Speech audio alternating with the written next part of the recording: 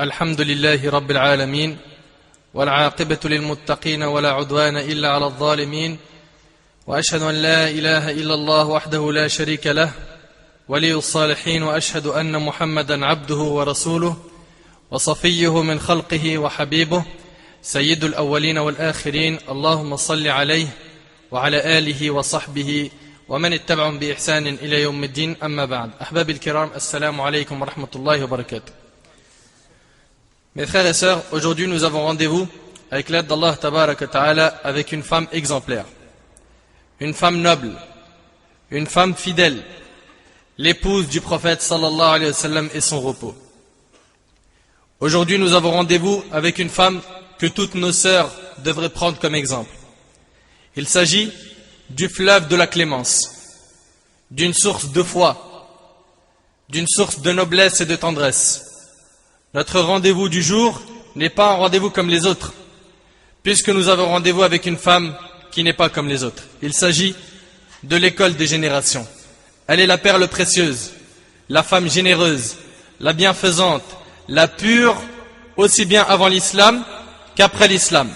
Elle est la première à avoir proclamé l'unicité de son Seigneur après le messager d'Allah sallallahu alayhi wa sallam. Elle est la première à avoir prié derrière le prophète sallallahu alayhi wa sallam. Elle est la première à avoir écouté les versets du Coran de la bouche de notre bien-aimé sallallahu alayhi wa sallam. Elle est la première des véridiques. Elle est la première à qui le paradis fut annoncé. Elle est la première à qui Allah tabaraka ta'ala envoya Jibril alayhi salam afin de lui transmettre le salut de son Seigneur. Elle est la première à avoir engendré un enfant du messager d'Allah sallallahu alayhi wa sallam. Et je pense que vous l'avez tous et toutes reconnu.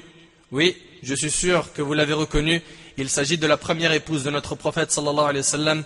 Il s'agit de notre mère, Khadija bint Khuwaylid, la mère des croyants. Radiyallahu anha wa an jami' as-sahaba. Toute parole serait insuffisante pour décrire notre mère. Ma mère et la vôtre, la mère des croyants, Khadija bint Khuwaylid, radiyallahu anha. Et je n'exagère pas, c'est une réalité. En effet, mes frères et sœurs, il s'agit d'une femme exemplaire. En préparant cette conférence et en m'intéressant à la biographie de notre mère Khadija radiyallahu anha, wallahi al-azim, j'ai été impressionné qu'une telle femme ait existé sur notre terre. Une femme dotée d'un tel comportement, d'une telle sincérité, d'une telle sagesse, d'une telle sympathie, d'une telle fidélité, d'un tel amour, d'une telle générosité, et la liste est interminable. Il s'agit d'une perle rare. Il s'agit de notre mère Khadija radiyallahu anha. À présent, mes frères et sœurs, je vous demande toute votre attention, surtout toi ma sœur, et surtout toi ma mère, afin d'apprendre de la meilleure des enseignantes et du plus pur des exemples que je peux présenter, pas seulement aux femmes de notre communauté, mais aussi aux femmes du monde entier. Hélas, il est malheureux de constater que de nos jours, nos sœurs prennent comme exemple des femmes indignes. C'est pour cela que je t'adresse la question suivante, ma sœur. Sincèrement, quel type de femme prends-tu comme exemple? À qui cherches-tu à ressembler? Ma sœur, tu dois prendre exemple sur nos mères, les mères des croyants, et à leur tête notre mère Khadija radiyallahu anha. Regardez quel type d'épouse elle était. Elle est celle qui a dit à son époux sallallahu alayhi wa sallam, tu as dit la vérité à l'heure où tout le monde lui disait tu mens. Vous arrivez à imaginer? Elle est celle qui lui a dit, tu as dit vrai, tu dis la vérité, quand tout le monde lui a dit, tu es un menteur. À l'heure où les gens ont mécrit en notre prophète, alayhi salatu wassalam, elle fut la première à croire en lui. À l'heure où tout le monde était avare envers notre prophète, alayhi salatu wassalam, elle fut la première à le soutenir avec tout son argent.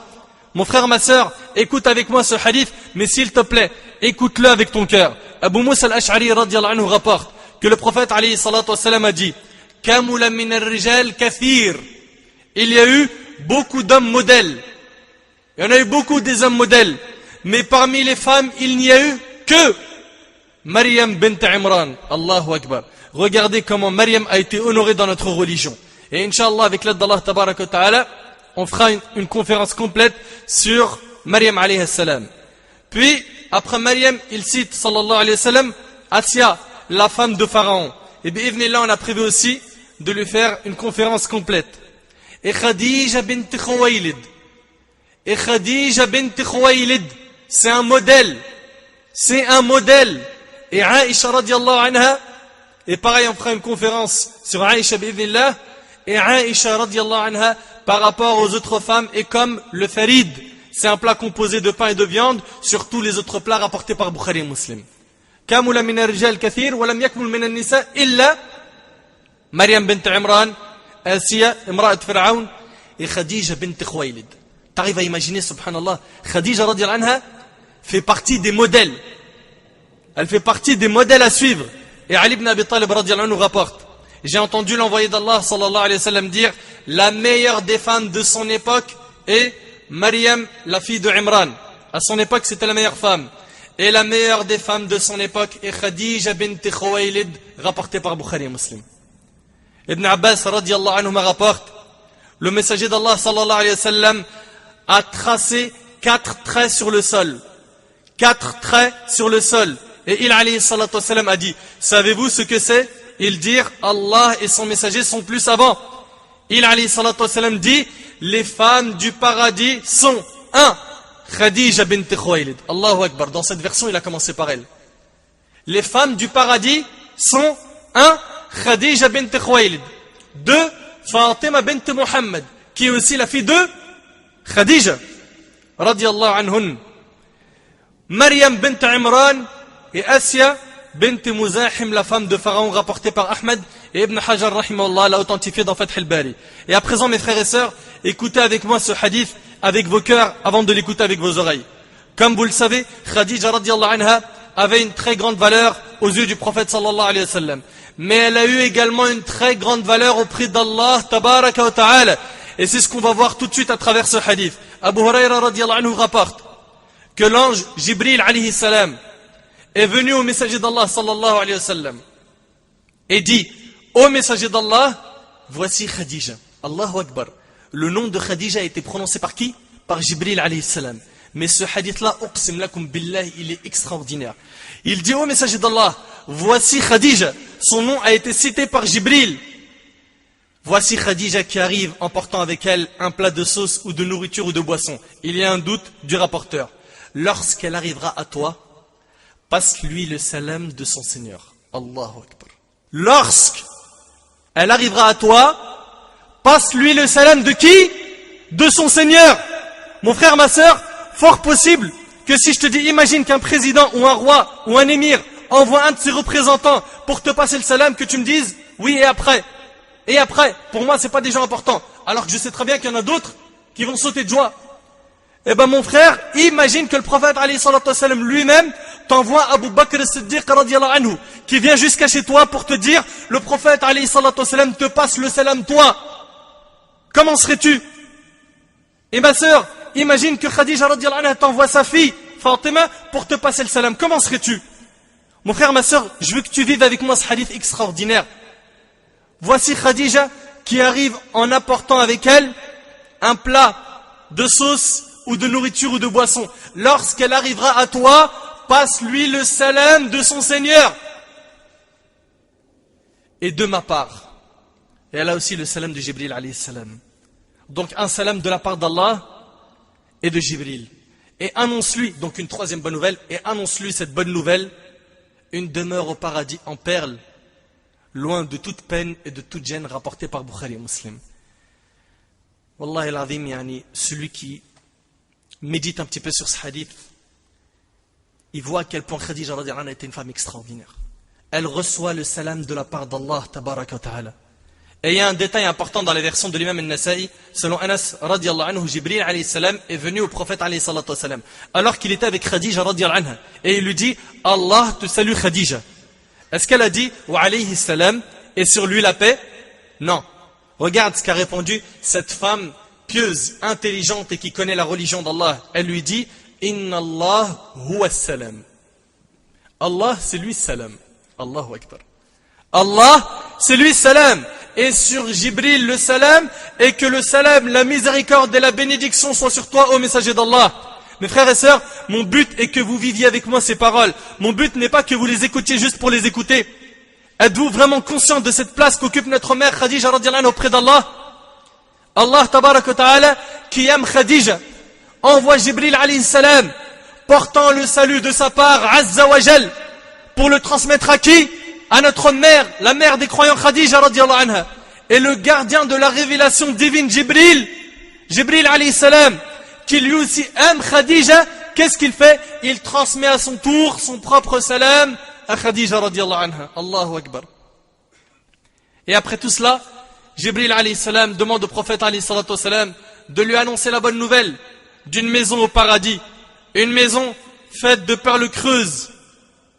Faite de perles creuses. Si on rassemblait tous les architectes du monde, ils ne sauraient construire une telle maison. En effet, le paradis est la demeure qui contient tout ce que nul œil n'a vu, nul oreille n'a entendu et nul cœur d'humain n'a imaginé. Au paradis, il y a des maisons entièrement faites d'or, d'autres d'or et d'argent. Abu Hurayra radiallahu anhu demanda au prophète alayhi salatu wassalam, parle-nous du paradis. Il alayhi salatu wassalam dit qu'Allah tabaraka wa ta'ala fasse qu'on fasse partie des gens du paradis, dites amin.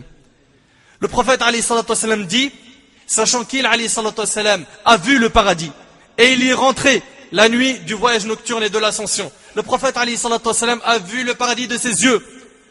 Quand Abu Hurayra lui a dit, parle-nous du paradis, il alayhi salatu wassalam dit, ce sont des constructions faites avec de l'or et de l'argent. Allahu Akbar. Une construction faite avec de l'or et de l'argent. Une brique d'or et une brique d'argent. Le ciment qui tient les deux briques est de musc. T'arrives à imaginer, subhanallah. Cette ferraille est de perles et de diamants. Sa terre est de safran. Celui qui y séjournera se réjouira et la tristesse le quittera à jamais. Allahu Akbar. Moi, je veux que tu voyages. Reste pas dans le dars là. Voyage, mon frère. Voyage, ma sœur. Regarde bien. Celui qui y séjournera se réjouira et la tristesse le quittera à jamais. Ça, c'est le paradis. Il sera éternel.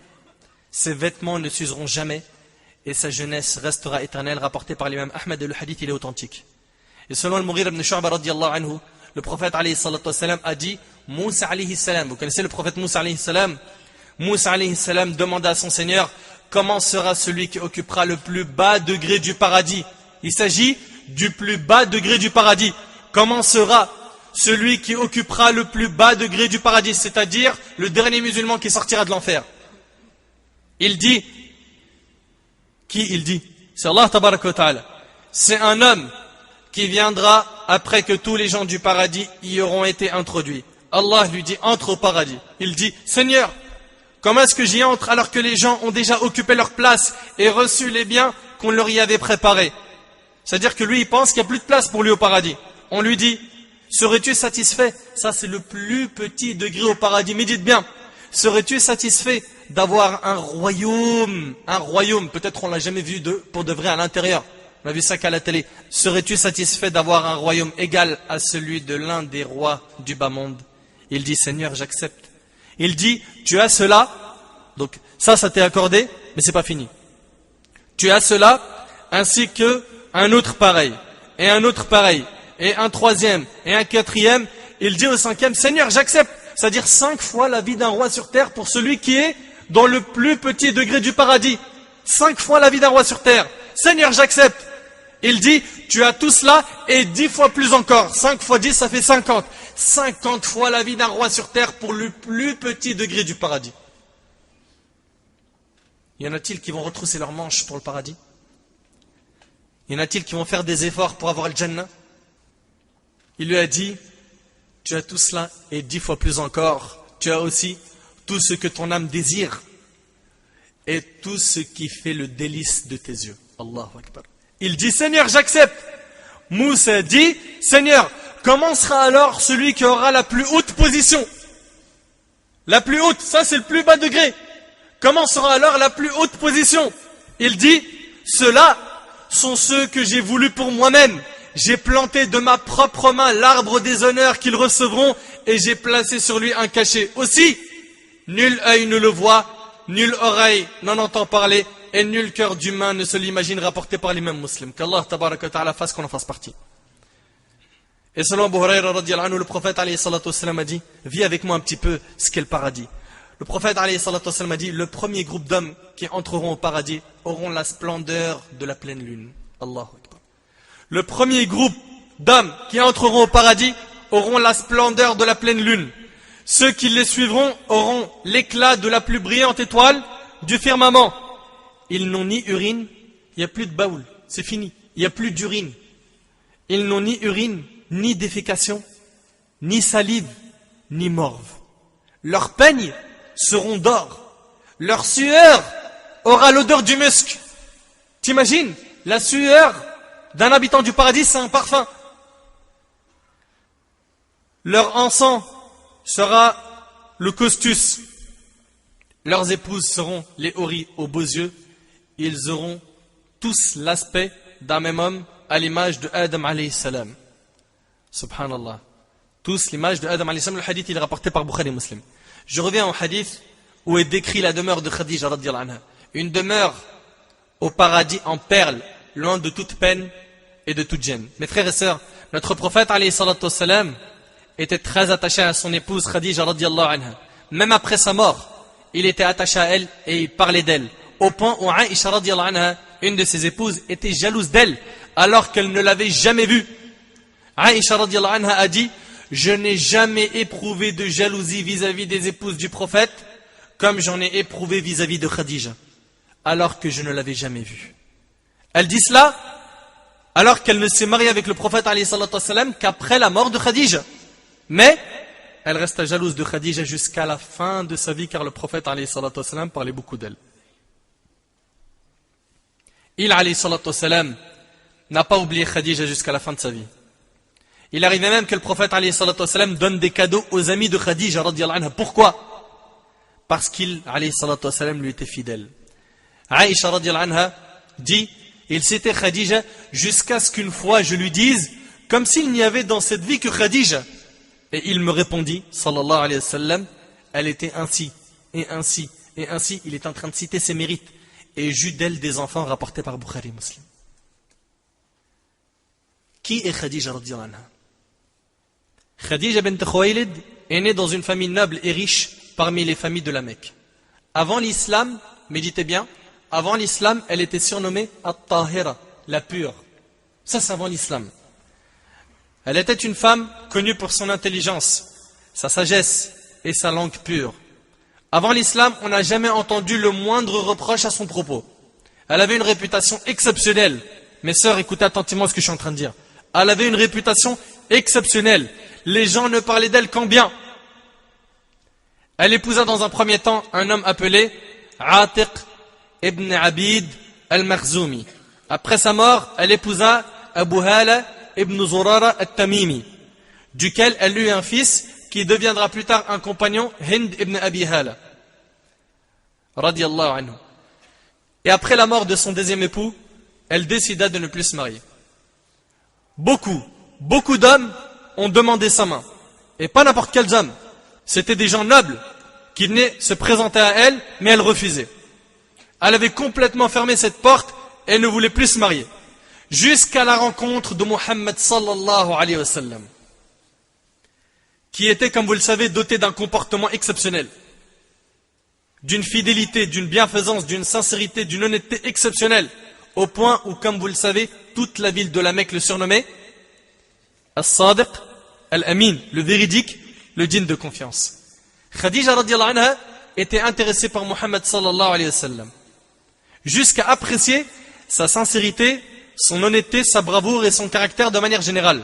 Elle lui demanda alors de travailler avec elle dans son commerce, tout en sachant qu'elle était très très riche radhiyallahu anha. Et à cette époque-là, celui qui était le plus digne de confiance était Muhammad sallallahu alayhi wa sallam. Et en effet, le prophète alayhi salatu wa sallam commerça pour elle. Et il était d'une confiance exemplaire. À cette époque-là, donc avant même l'islam, le prophète alayhi salatu wa sallam était déjà connu pour ses qualités exceptionnelles. Quant à Khadija radhiyallahu anha, elle ne put aller à l'encontre des sentiments qui avaient rempli son cœur à l'égard de Muhammad sallallahu alayhi wa sallam. Mais à l'époque, il ne faisait pas partie des habitudes des Arabes qu'une femme aille se présenter à un homme pour le demander en mariage. Encore moins pour une femme aussi noble que Khadija, que tous les nobles de la Mecque avaient demandé en mariage.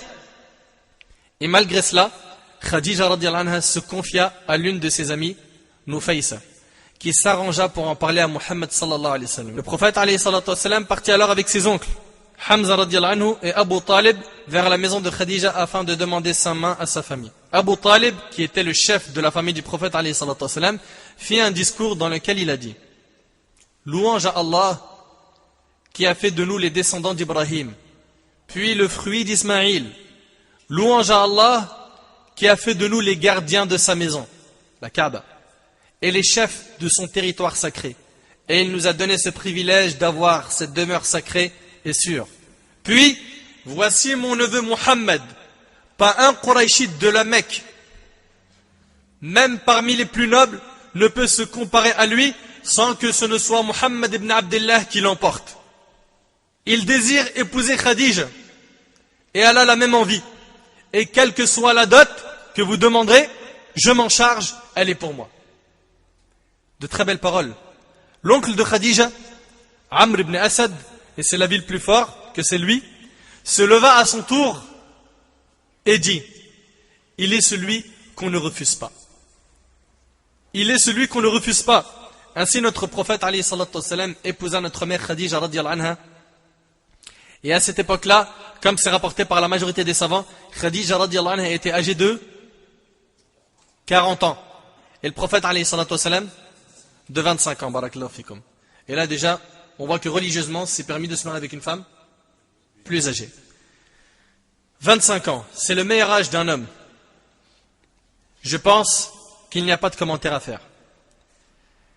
Ces deux chiffres sont suffisants pour répondre à ces imposteurs qui mentent sur notre prophète alayhi salatu wassalam, le plus pur des êtres humains, et qui disent de lui qu'il était passionné par les femmes, parce qu'il en a eu plusieurs, comme vous le savez, tout au long de sa vie.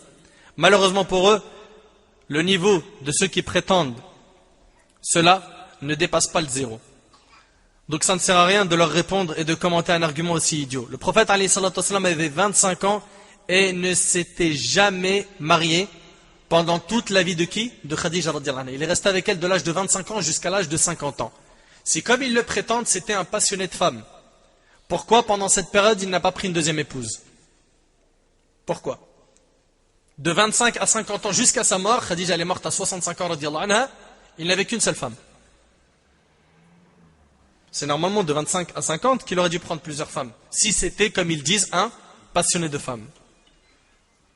Donc, ce qui comptait le plus, selon eux, pour le prophète alayhi salatu wassalam, c'était la passion. Si ce qui comptait le plus, comme ils le prétendent, était la passion, pour le prophète alayhi salatu wassalam, il se serait marié avec une femme premièrement vierge, pas Khadija, et d'autres femmes vierges. Et c'est pas ce qu'il a fait sallallahu alayhi wa sallam. Pourtant, il était connu pour ses qualités. Dans toute la ville, il était jeune, beau, fort, doté d'un caractère exceptionnel. Il était masha'Allah. Et avec ça, il est resté qu'avec une seule femme pendant 25 ans. Ça, c'est la meilleure des réponses à donner à ces gens qui mentent sur le prophète alayhi salatu wassalam.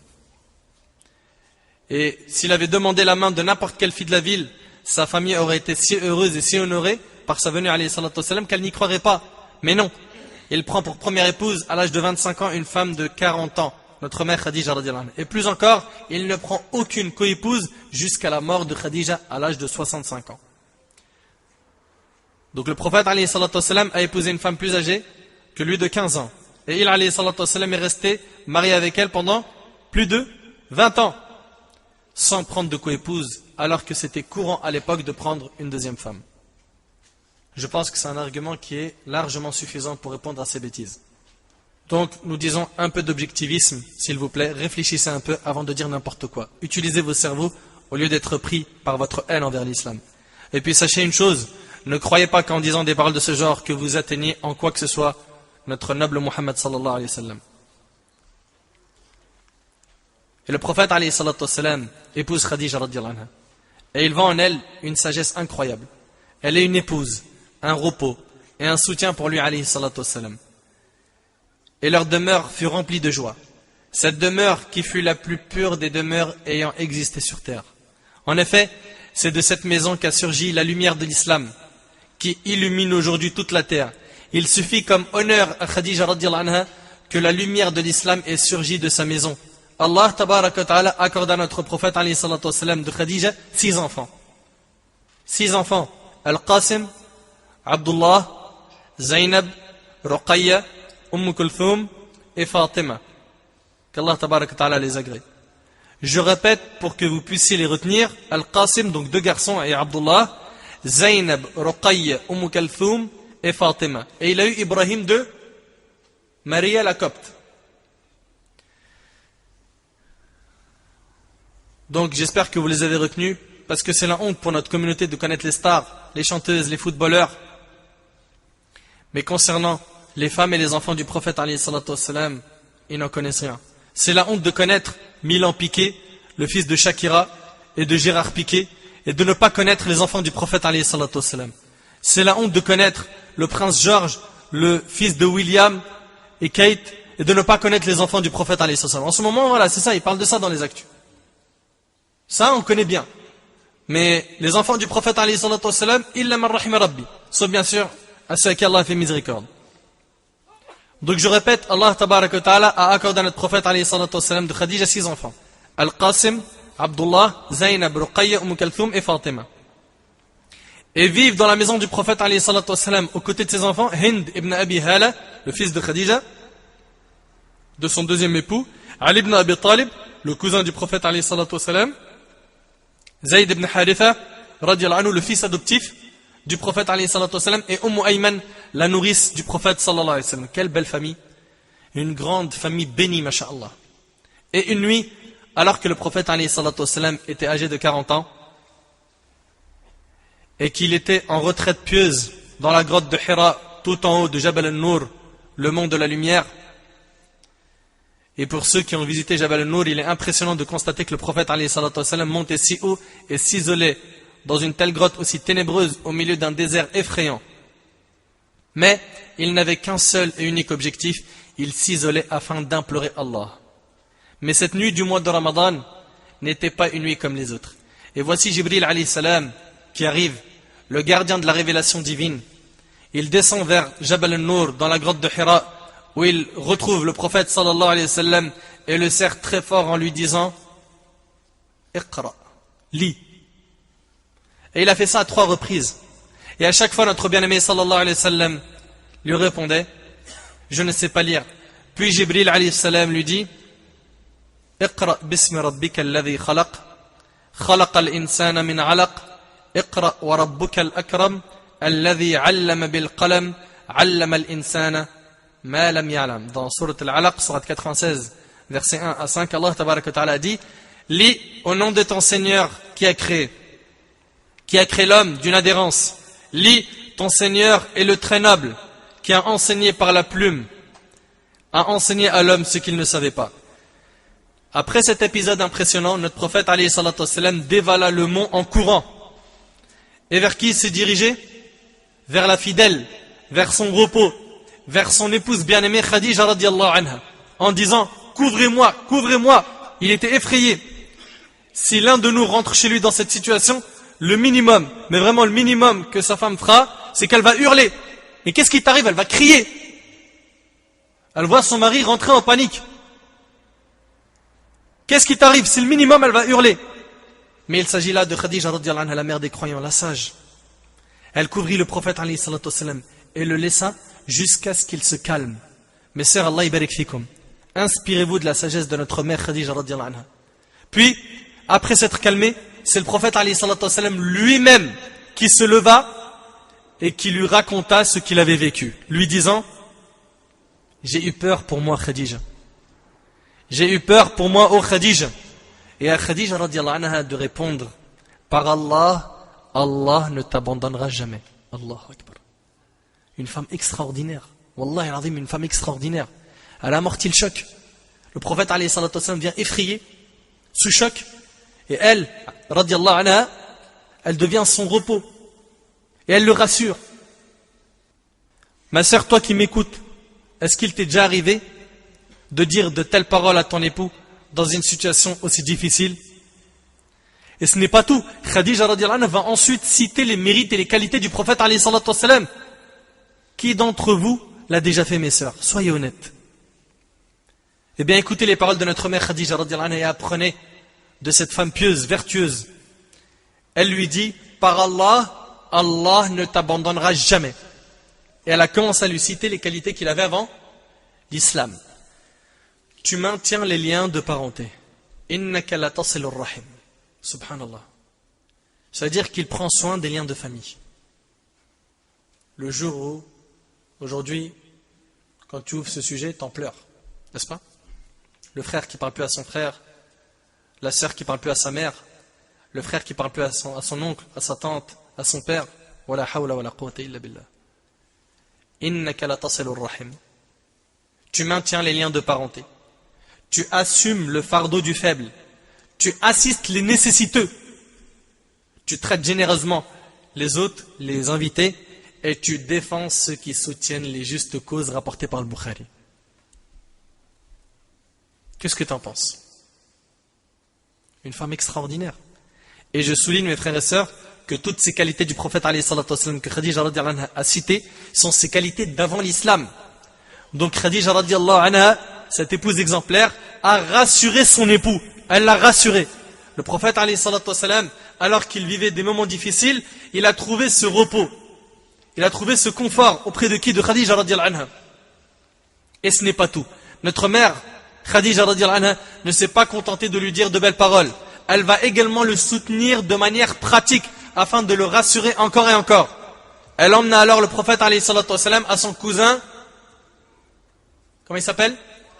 Waraqa ibn Nawfal, qui était chrétien. Il savait écrire l'hébreu, il était assez âgé et il avait perdu la vue.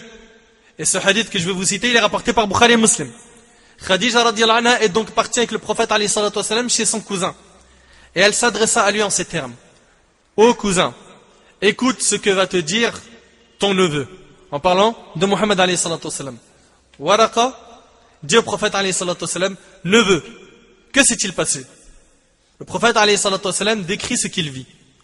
Waraqa reprit, ça, c'est la révélation qu'Allah avait fait descendre sur Moussa. Ah, si seulement j'étais jeune, si seulement j'étais en vie au moment où ton peuple t'expulsera. Écoute bien, si seulement j'étais en vie au moment où ton peuple t'expulsera, le prophète dit, vont-ils m'expulser? Vont-ils m'expulser? C'est le début de la révélation. Vont-ils m'expulser? Oui, répondit Waraqa en ajoutant, aucun homme n'a jamais apporté quelque chose de semblable à ce que tu apportes sans s'exposer à l'inimitié et à l'adversité. Mais si ce jour je me trouve en vie, je t'aiderai énergiquement. Ensuite, Waraqa ne tarda pas à mourir, puis la révélation fut interrompue. Il y a eu une coupure de la révélation. Après cela, le prophète retourna à plusieurs reprises à la grotte de Hira afin de renouveler sa rencontre avec Jibril alayhi salam, afin de savoir la suite de Iqra. Ces paroles qu'il lui a dites la première fois. Et d'après ce que rapporte Al-Bukhari de Jabir ibn Abdullah radiyallahu anhu an jami' as-sahaba, il a entendu le messager d'Allah alayhi salam parler de l'interruption de la révélation en ces termes. Alors que je marchais, j'entendis soudain une voix appelant du ciel. Alors, en levant les yeux, je vis le même ange qui m'était apparu à Hira, assis entre le ciel et la terre. J'en fus effrayé, et dans une version, je me suis mis à genoux par terre. De retour à Khadija, je m'écriai, Daffirouni, Daffirouni, c'est-à-dire enveloppez-moi, enveloppez-moi. Et elle m'enveloppa avec une couverture, dit le prophète alayhi salatu wassalam. Puis Allah tabarak wa ta'ala révéla, Ya ayyuhal muddathir, qum fa'anzir, wa rabbaka fakabbir, wa thiyabaka fatahhir, wa rujza fahjur. Dans Surat al-Muddathir, Surat 74, versets 1 à 5, Allah tabarak wa ta'ala dit, Ô toi Muhammad, le revêtu d'un manteau, lève-toi et avertis. Lève-toi et avertis. Et de ton Seigneur célèbre la grandeur.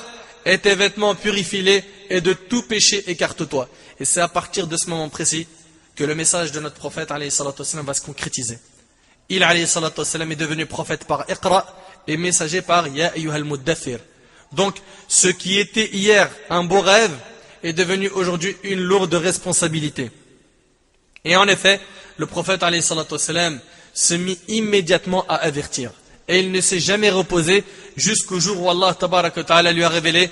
Et c'est dans Surat al-Ma'idah, Surat 5, verset 3. Al-yawma akmaltu lakum dinakum wa atmamtu alaykum ni'amati وَرَضِيتُ لَكُمُ الْإِسْلَامَ دِينًا. Aujourd'hui, j'ai parachevé pour vous votre religion. C'est-à-dire, votre religion, elle est complète, dit Allah tabaraka wa ta'ala. Et accompli sur vous mon bienfait. Et j'agrée l'islam comme religion pour vous. Et c'est à partir de ce moment-là que toute la Mecque a déclaré la guerre au prophète sallallahu alayhi wa sallam. Ils se sont moqués de lui. Ils lui ont fait du mal. Alors qu'avant cela, il était aimé de tous. Et il était surnommé As-Sadiq al-Amin, le véridique, le digne de confiance. Et au milieu de toutes ces secousses, notre mère, la mère des croyants, Khadija bint Khuwaylid radiyallahu anha, sera aux côtés de son bien-aimé Muhammad sallallahu alayhi wa sallam. À l'heure où les gens lui disaient tu mens, elle lui a dit tu as dit vrai. À l'heure où les gens ont mécrit en lui, elle lui dit ashhadu an la ilaha illallah wa annaka rasulullah. À l'heure où les gens l'ont privé de leur aide et de leur argent, elle mit tout son argent à son service sallallahu alayhi wa sallam. Vous serez même étonné d'apprendre qu'une femme aussi noble et aussi riche que Khadija acceptera avec amour de subir aux côtés de son époux, le prophète alayhi salatu wa sallam, un embargo qui durera très longtemps. Une mise en quarantaine de la part de Quraysh qui durera 3 ans. 3 ans où les musulmans seront exilés. 3 ans où ils mangeront des feuilles d'arbre. Khadija radiyallahu anha a abandonné toutes ses richesses contre des feuilles d'arbre. Pourquoi? Pour honorer la religion d'Allah tabaraka wa ta'ala. Quelle femme pieuse. Elle a fait ça pour honorer la religion d'Allah tabaraka wa ta'ala et pour l'amour du messager d'Allah alayhi salatu wa sallam.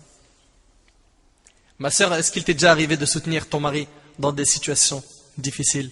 T'est-il déjà arrivé de le soutenir et de l'encourager dans la pratique de sa religion? As-tu déjà poussé ton mari à servir les musulmans? As-tu déjà conseillé ton mari en lui disant crains Allah et ne fais pas rentrer chez nous 1 centime de haram? En effet, mes frères et sœurs, on pourrait supporter la faim plusieurs jours, mais on ne saurait supporter l'enfer une seule seconde. Donc Khadija radiyallahu anha accepte l'embargo aux côtés du messager d'Allah alayhi salatu wa sallam dans un quartier appelé Shi'ba Bani Hashim. Et Khadija radiyallahu anha a souffert de la faim aux côtés de son mari sallallahu alayhi wa sallam, et telle doit être l'épouse fidèle avec son mari. Elle doit être à ses côtés quand tout va bien, mais surtout quand tout va moins bien. Et telle est la vie d'ici-bas. Il est possible qu'un jour on ait de l'argent et qu'un jour on n'en ait plus, n'est-ce pas? Un jour on est en bonne santé et un jour on est malade. Un jour on est fort et un autre on est faible. La femme pieuse, la femme fidèle est celle qui reste aux côtés de son mari, quelle que soit sa situation. Elle le soutient par de belles paroles lorsqu'il est éprouvé, par son argent s'il est en difficulté, si elle peut, bien sûr, l'aider financièrement. La femme pieuse n'est pas celle qui prend de haut son mari de par sa beauté, sa famille ou son argent. La femme pieuse est celle qui aime son mari sincèrement, qui veut son bien, qui l'encourage à accomplir de bonnes œuvres et qui l'empêche de commettre tout mal. La femme pieuse est celle qui patiente aux côtés de son mari dans les épreuves. La femme pieuse n'est pas celle qui dénigre son mari à cause de sa pauvreté, sa maladie ou sa faiblesse. La femme pieuse est celle qui a compris la parole d'Allah tabaraka wa ta'ala wa tilka al-ayyam nudawiluha bayna an-nas. Dans Surat Ali Imran, Surat 3, verset 140, Allah tabaraka wa ta'ala dit ainsi faisons-nous alterner les jours bons et mauvais parmi les gens. Aujourd'hui, la baisse alik, demain il est possible que tu sois très éprouvé. Et l'inverse.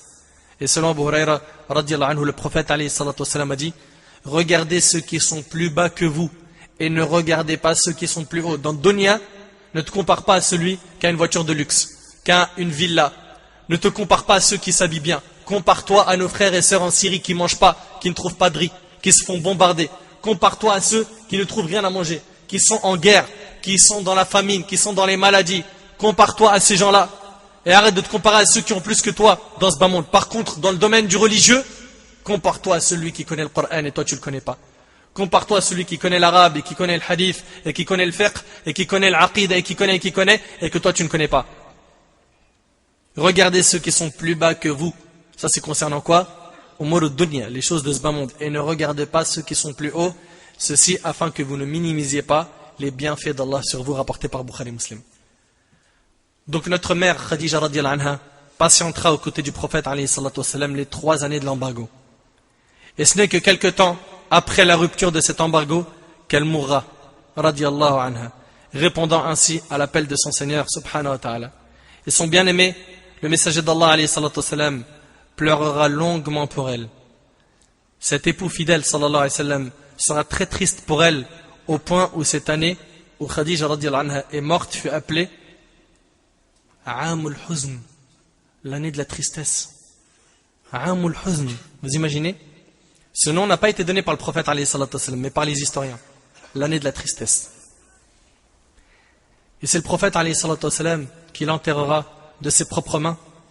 Et c'est ainsi que Khadija radiyallahu anha se dirigera vers un paradis éternel, dans des jardins et parmi des ruisseaux, dans un séjour de vérité auprès d'un souverain omnipotent. Et le prophète alayhi salatu wassalam restera fidèle à Khadija radiyallahu anha même après sa mort, jusqu'à la fin de ses jours, au point où, comme l'a dit Aïcha radiyallahu anha, une de ses épouses, Aïcha radiyallahu anha, qui était jalouse d'elle, alors qu'elle ne l'avait même pas connue, le prophète alayhi salatu wassalam lui a dit un jour: ô Aïcha, l'amour que j'ai pour elle m'a été enraciné dans le cœur. Rapporté par l'imam Muslim, qu'Allah tabaraka wa ta'ala agrée notre mère Khadija radiyallahu anha et la récompense de la meilleure des manières, cette épouse pieuse, cette épouse patiente, cette épouse fidèle, cette épouse pure, cette épouse pudique, cette épouse croyante, et qu'Allah azza wa jalla nous rassemble auprès d'elle au paradis, aux côtés du messager d'Allah alayhi salatu wassalam, bien que nos œuvres soient insuffisantes. As'Allah subhanahu wa ta'ala an yanfa'ani bima qult wa an yanfa'akum bima sami'tum. Hadha ma a'lam wallahu tabaraka wa ta'ala a'la wa a'lam. Subhanaka Allahumma bihamdik, ashhadu an la ilaha illa anta astaghfiruka wa atubu ilayk. Jazakumullahu khair, wassalamu alaykum wa rahmatullahi wa barakatuh.